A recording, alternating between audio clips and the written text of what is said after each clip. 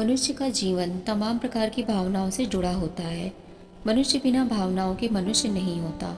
हर मनुष्य में भावनाओं के प्रकार और उन्हें व्यक्त करने की प्रक्रिया अलग हो सकती है, परंतु भावनाओं का चरण सभी मनुष्य में समान रूप से होता है। मनुष्य अपनी सोच और अपने व्यक्तित्व को अपनी भावनाओं के माध्यम से व्यक्त करता है।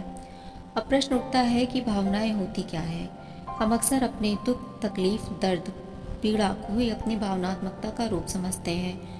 इनमें क्रोध, ईर्ष्या, जलन, प्रेम, संवेदनशीलता, चिंता, अकेलापन, वे सारी प्रक्रिया जो मनुष्य के भीतर उसके मन के स्तर पर, उसके शारीरिक प्रक्रिया के बदलाव के स्तर पर और कुछ हमारे अनुभवों के आधार पर जो भी उतार चढ़ाव होते हैं, वही हमारी भावनाएं बन जाती हैं।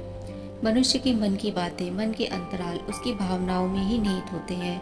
हम सभी जानते हैं कि हमारे भीतर भावनाएं होती हैं और इन भावनाओं का होना भी स्वाभाविक है। पर ऐसा क्यों होता है कि इन भावनाओं के कारण जीवन कभी कभी खतरे में पड़ जाता है? प्रभु श्री कृष्ण कहते हैं कि भावनाएं हर मनुष्य के भीतर होती हैं। बिना इन भावनाओं के मनुष्य स्वयं को व्यक्त नहीं कर सकता। प्रभु श्री कृष्ण कहते हैं कि इस संसार में किसी भी चीज की अति होना अच्छा नहीं होता। इसी प्रकार यदि मनुष्य में किसी एक भी प्रकार की भावना की अति होती है तो वह मनुष्य के जीवन पर बुरा प्रभाव डालती है। यदि मनुष्य बहुत अधिक संवेदनशील होता है तो लोग ऐसे मनुष्य को आसानी से मूर्ख बनाने में कामयाब हो जाते हैं और ये क्रम अत्यधिक संवेदनशील मनुष्य के साथ बार बार चलता रहता है, क्योंकि वह लोगों पर बिना सोचे समझे आसानी से विश्वास करता रहता है। परंतु ऐसे मनुष्य की कोई गलती नहीं होती। ऐसा मनुष्य स्वभाव से इतना सीधा और सरल होता है कि उसे हर कोई अपने जैसा ही लगता है। जिस प्रकार एक छोटा बच्चा अपने आसपास के सभी लोगों को निस्वार्थ भाव से प्रेम करता है, उसे दुनियादारी की कोई समझ नहीं होती, उसी प्रकार ऐसा मनुष्य भी स्वयं से जुड़े व्यक्तियों के प्रति निस्वार्थ रूप से भावुक होता है। हालांकि इस प्रकार के मनुष्य को लोग बेवकूफ़ कहते हैं, जबकि ऐसा मनुष्य होना बेवकूफ़ी नहीं होती। हम ये कह सकते हैं कि इस कलयुग में इतने साफ हृदय का व्यक्ति होना बेवकूफ़ी है। दोष अधिक अच्छा होने में नहीं है, दोष है कि बाकी लोग बुरे हैं और हम कलयुग काल के वासी हैं। हम ऐसे परिवेश में रहते हैं जहाँ अच्छाई से ज़्यादा बुराई का बोलबाला है, और जैसा कि प्रकृति का नियम है, जो जीव वातावरण और परिवेश के साथ नहीं बदलते उनका अंत हो जाता है। इसीलिए इस कलयुग में भी बुरे लोगों के साथ बुरा बनना पड़ता है, या फिर ऐसे लोगों के साथ दूरी बनाकर रखना चाहिए।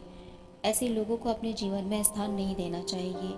यदि हम बहुत अधिक संवेदनशील भावना के साथ स्वयं को जोड़कर रखते हैं तो हम स्वयं को भावनात्मक रूप से बहुत कमज़ोर बना लेते हैं, जहां हम अत्यधिक भावनाओं के साथ बह जाते हैं और जीवन के सभी बड़े फैसलों में स्वयं को हारा हुआ पाते हैं।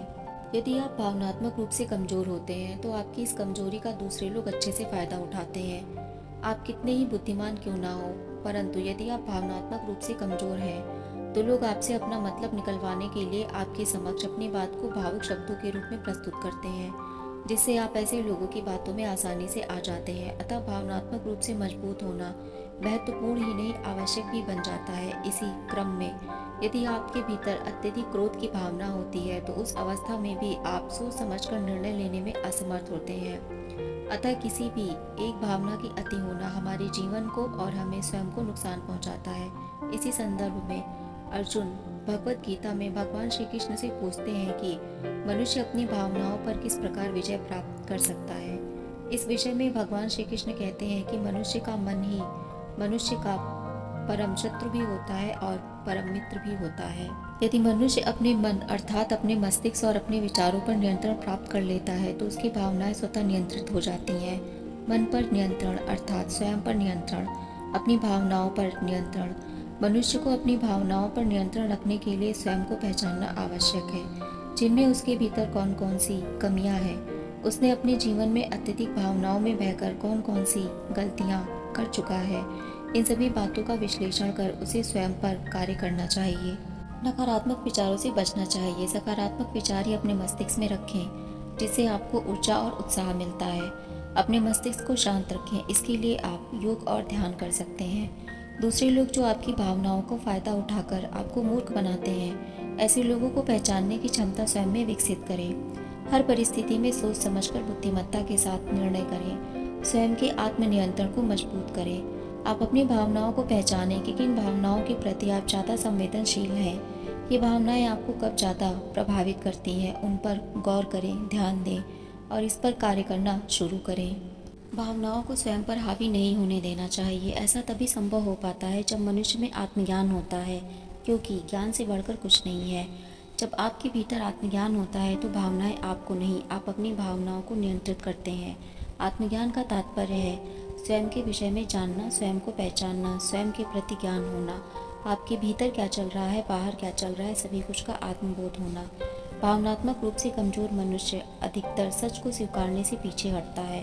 वह सच को स्वीकार नहीं कर पाता और वह अपने इर्द गिर्द एक भ्रम की दुनिया बना लेता है। यही कारण होता है जब लोग अधिक भावुक व्यक्तियों को मूर्ख बनाकर उनकी भावनाओं का उपयोग स्वयं के लिए करते हैं। अतः सच जैसा भी हो उसे स्वीकार करें। यदि जीवन में ऐसी कोई घटना घटित हुई है जिसकी वजह से आप भावनात्मक रूप से कमजोर बन चुके हैं और किसी प्रकार का डर आपकी भावनाओं को प्रभावित करता है और नकारात्मक विचारों को उत्पन्न करता है, आपकी कोशिशों के बावजूद भी आप अपनी उस भावना से नहीं निकल पा रहे, तो आपको किसी विशेषज्ञ या फिर मनोचिकित्सक की सहायता अवश्य लेनी चाहिए।